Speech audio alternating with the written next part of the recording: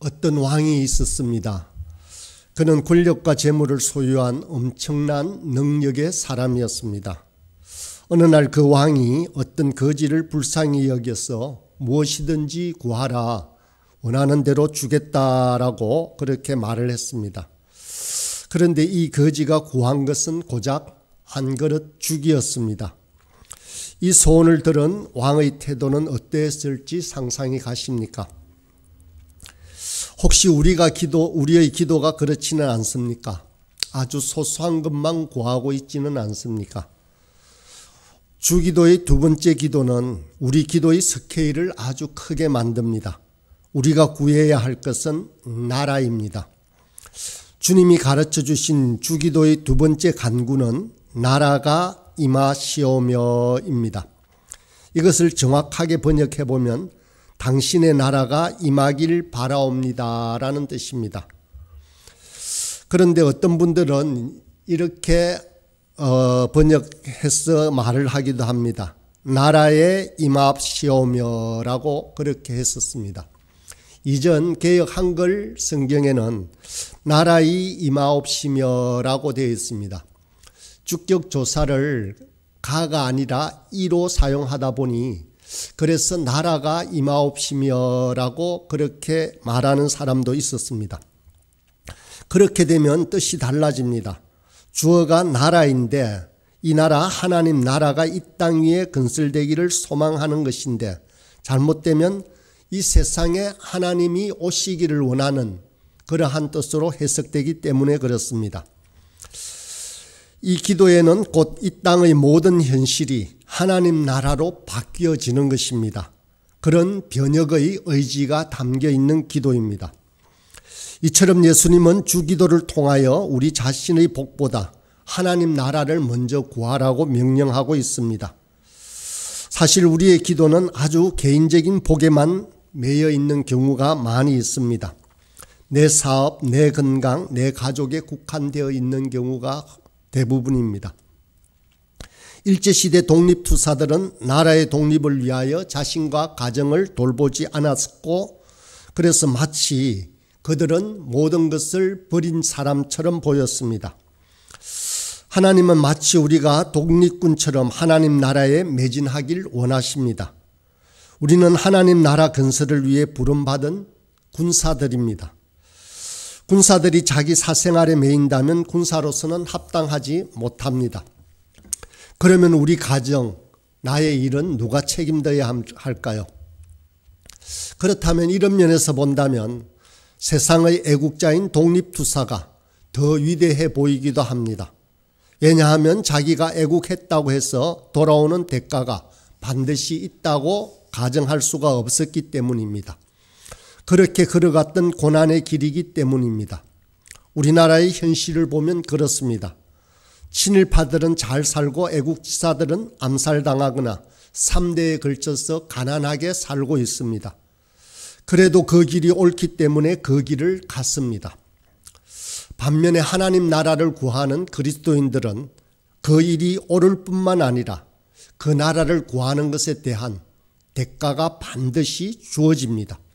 주님은 반드시 약속하셨습니다. 먼저 그의 나라와 그의 의를 구하라.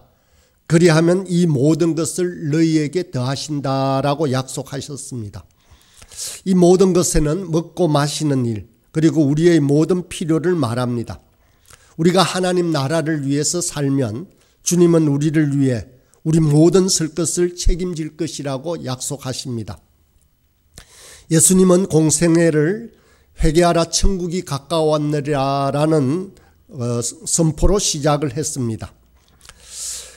그렇게 하나님 나라를 선포하며 회개를 촉구하는 것으로 예수님의 공생애는 시작이 되었습니다.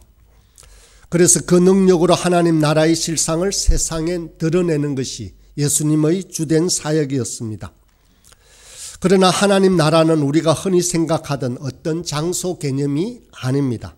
정확한 의미는 하나님의 통치입니다. 하나님의 통치가 우리에게 임하는 것, 즉 하나님 나라가 이 땅에 와서 하나님이 다스리는 것을 말합니다. 천국이라고 할 때는 영원히 사는 나라, 죽음이 없는 나라, 생명수 강이 흐르는 안식의 나라라고 생각합니다. 사실 이것은 맞는 말이지만 천국의 풍요로움을 말해주는 상징적인 의미입니다. 무엇보다도 천국이 천국인 이유는 하나님이 그곳에 계시기 때문입니다. 하나님이 없으면 천국이라도 지옥이 되고 하나님이 계신 곳이라면 지옥이라도 천국이 됩니다. 그래서 가장 중요한 것은 하나님이 계신 곳, 하나님의 다스림이 있는 곳이 되겠습니다. 하나님 나라를 하나님의 다스림으로 생각한다면 천국은 죽어서만 가는 곳이 아닙니다. 지금 이 자리에서도 이루어지고 있음을 쉽게 알 수 있습니다. 마태복음 12장에 보니 현재 임한 하나님의 나라의 모습을 잘 설명하고 있습니다. 예수님은 귀신을 내어 쫓으며 이렇게 말씀하십니다. 내가 하나님의 성령을 힘입어 귀신을 쫓아내는 것이면 하나님 나라가 이미 너희에게 임하였노라 라고 말씀하셨습니다. 사람의 영혼을 장악하고 있던 세상의 가치관 그리고 욕심과 귀신들이 떠나가고 그곳에 하나님의 성령이 임하여서 우리를 다스릴 때 천국은 이미 그곳에 있는 것입니다. 그래서 하나님 나라를 흔히 신학자들은 이미와 아직으로 설명합니다. 하나님의 통치가 이 땅에 실현되고 있으므로 하나님 나라는 이미 임하였습니다. 한 사람이 예수님을 믿는 순간 그 심령에 하나님 나라가 이미 임한 것입니다. 그래서 세상의 불의가 물러가고 하나님의 말씀과 법칙이 통하는 사회가 되는 것입니다. 그러면 그것이 바로 하나님 나라입니다. 사도 바울은 하나님 나라는 먹는 것과 마시는 것이 아니요 오직 성령 안에서 의와 평강과 희락이라고 말씀했습니다. 그래서 우리의 심령이나 공동체 안에 하나님 의가 이루어지고 기쁨과 평강을 누리고 있다면 이미 하나님 나라가 우리에게 임한 것입니다. 하나님 나라를 복잡하게 생각할 것이 아닙니다. 우리는 충분히 이 세상에서부터 천국을 누릴 수 있습니다. 이 세상에서 맛보지 못한 천국이라면 우리는 저 세상의 천국도 확신할 수 없는 것입니다. 그러나 요한계시록에서 증거하고 있는 것과 같은 천국, 더 이상 죽음도 없고 눈물도 없고 하나님의 통치가 완전히 실현되는 그 나라는 아직 임하지 않았습니다. 그래서 성경은 여전히 아직이라는 표현을 사용하고 있습니다. 하나님 나라는 아직 이루어지지 않았기 때문에 그 나라가 임하기까지 우리는 쉬지 않고 기도해야 하는 것입니다. 이미 이루어진 하나님 나라와 아직 이루어지지 않은 하나님 나라 사이의 긴장감은 우리로 하여금 한편으로는 감사하고 찬양하게 하면서 다른 한편으로는 더욱 다른 박질 치게 만드는 것입니다. 이미 이루어진 하나님 나라는 장차 이룰 완전한 승리를 맛보게 하는 것입니다. 또한 우리는 아직 이루어지지 않은 하나님 나라 때문에 잠시도 게을러지지 않고 항상 긴장을 늦추지 않는 것입니다. 비록 우리는 대한민국이라는 땅에 살고 있지만 이 세상 나라의 메인 사람들이 결코 아닙니다. 우리는 하늘나라의 시민권을 가진 사람들입니다. 나라가 임하시오며라는 기도는 우리의 시민권이 어디에 있는지 다시 한번 생각하게 하는 것입니다. 우리는 이 세상 나라의 나그네들입니다. 우리가 구할 것은 세상 나라가 아닙니다. 예수님은 빌라도 앞에서 신문을 받으면서 내 나라는 이 세상에 속한 것이 아니라고 분명히 말씀하십니다. 우리는 비록 세상 속에 살고 있지만 이 세상 나라 건설에 희망을 갖지는 않습니다. 우리는 이 세상에 집을 짓고 살려는 것이 아니라 우리의 관심은 오직 하늘나라에 있습니다. 그렇다고 해서 우리가 이 세상 일의 방관자가 되어야 한다는 뜻은 결코 아닙니다. 주님께서 하나님 나라가 임하도록 기도하라고 하셨으니 우리는 세상의 강력력에서 하나님의 통치가 실현될 수 있도록 기도하고 노력해야 합니다. 그러나 태양빛을 본 사람이 촛불을 보고는 결코 만족할 수 없듯이 하나님께서 다스리는 의와 희락과 평강과 사랑의 나라의 비전을 본 사람은 세상 끝에 궁극적인 소망을 두고 살아갈 수는 없습니다. 그래서 그리스도인들은 영원한 개혁자요 혁명가가 될 수밖에 없는 것입니다. 절대적인 하나님 나라의 빛 앞에 세상 나라와 이데올로기는 불완전한 것일 수밖에 없는 것입니다. 그런데 역설적으로 교회가 나그네처럼 살아야 세상에 희망이 있습니다. 그래야 세상이 긴장합니다. 자본주의의 무한 경쟁의 논리가 판을 치는 곳에서 교회는 작은 소자, 작은 자 한 사람 한 사람에게 관심을 가지고 소중히 여기며 살아갑니다. 물질주의가 난무하는 세상에서 교회는 사람들을 이야기하고 사랑을 가장 중요한 가치로 실천하고 있습니다. 분열되고 자기들끼리만 모이는 세상에서 교회는 예수님 때문에 회개하고 화해하고 함께 예배를 드립니다. 하나님 나라가 실현되고 있는 교회의 이런 모습이 세상에 충격을 줍니다. 교회는 세상을 바꾸는 그러한 역할을 감당하고 있습니다. 우리가 이미 살펴본 바 있는 마태복음 20장의 포도원 품꾼의 비유를 알고 있습니다. 집주인이 포도 수확기가 되어서 아침 일찍 품꾼을 구하러 나갑니다. 주인은 품꾼들에게 하루 한 데나리온을 주기로 약속하고 포도원에 들여보냅니다. 오전 9시에 나가니 일자리가 없어 놀고 있는 사람이 있습니다. 그들을 포도원에서 일할 수 있도록 해줍니다. 12시에 나가고 오후 5시에 나가도 품꾼들이 일이 없어 놀고 있습니다. 주인은 그들에게도 일자리를 마련해 줍니다. 심지어 오후 5시 해질 무렵에도 그때까지 일자리를 찾지 못하고 배회하는 품꾼들이 있었습니다. 주인은 그 사람들도 일할 수 있도록 배려합니다. 이것만으로도 포도원 주인이 대단한 자비의 사람임을 짐작할 수 있습니다. 그런데 문제는 일이 끝나고 품삯을 줄 때 생겼습니다. 주인이 품삯을 주는데도 가장 나중에 온 오후 5시부터 일한 사람에게 먼저 한 데나리온의 품삯을 줍니다. 그러자 가장 먼저 일을 시작했던 사람들이 그 모습을 보면서 자기들에게는 더 많은 삭이 주어질 것이라고 은근히 기대를 합니다. 그러나 기대에 어긋나게 주인은 그들에게도 똑같이 한 데나리온을 주었습니다. 이것은 부당하다고 생각하며 일찍부터 일했던 품꾼들이 항의를 합니다. 나중 온 이 사람들은 1시간만 일하였거늘 저 사람들을 종일 수고와 더위를 견딘 우리와 같게 하였나이다 라고 말입니다. 자본주의의 논리대로 따진다면 이 사람들의 항의가 옳습니다. 그러나 주인은 세상 나라의 논리를 쫓는 그런 사람이 아니었습니다. 주인은 이렇게 말합니다.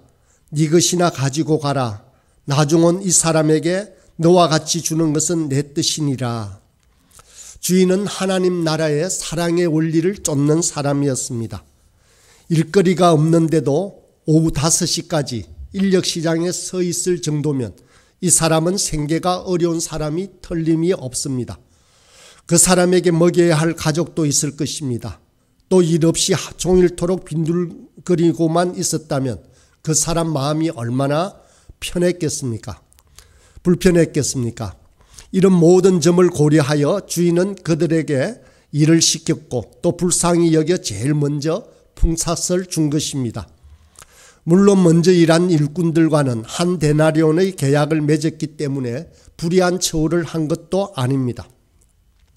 예수님의 이 비유는 하느님 나라를 지향하는 우리들의 삶의 태도가 어떠해야 하는지 보여주는 좋은 교훈이라고 할 수 있습니다. 하나님 나라는 자본주의적인 경쟁의 원리에 기초한 나라가 결코 아닙니다.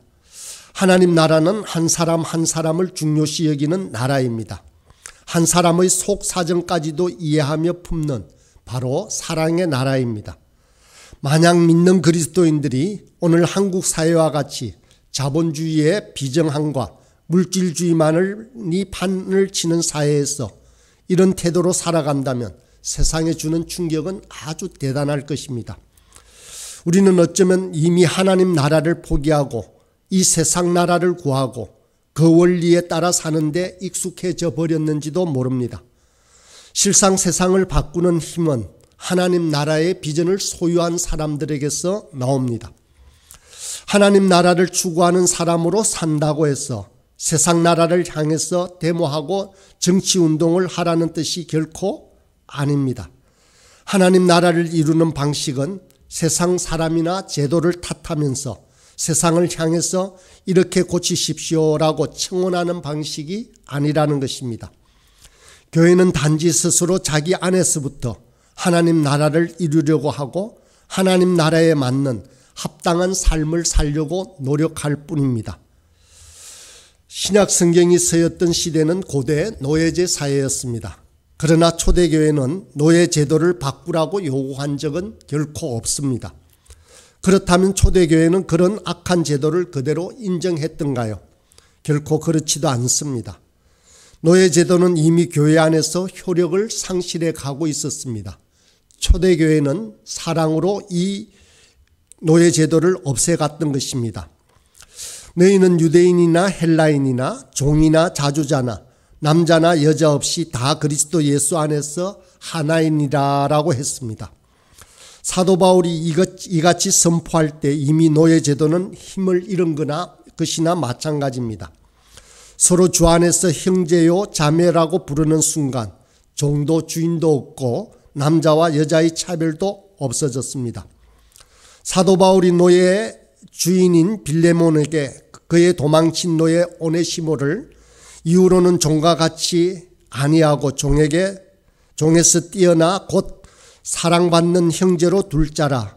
네가 나를 동무로 알진대 저를 영접하기를 내게 하듯 하고라고 빌레몬서에서 사도 바울은 빌레몬에게 이렇게 권면했습니다. 이미 그곳에서 하나님 나라의 평등 공동체의 이상이 실현되고 있었던 것입니다. 이런 점에서 한국교회는 지나치게 정치 과잉입니다. 세상 나라에 대해서 습관적으로 성명서를 발표하고 시국 기도회를 열고 있습니다. 강단에서 시국 강연을 방불케 하는 설교를 합니다. 정치적 찬반 양론이 분분하여 그러한 문제에 대해서 지나치게 개입하려고 합니다.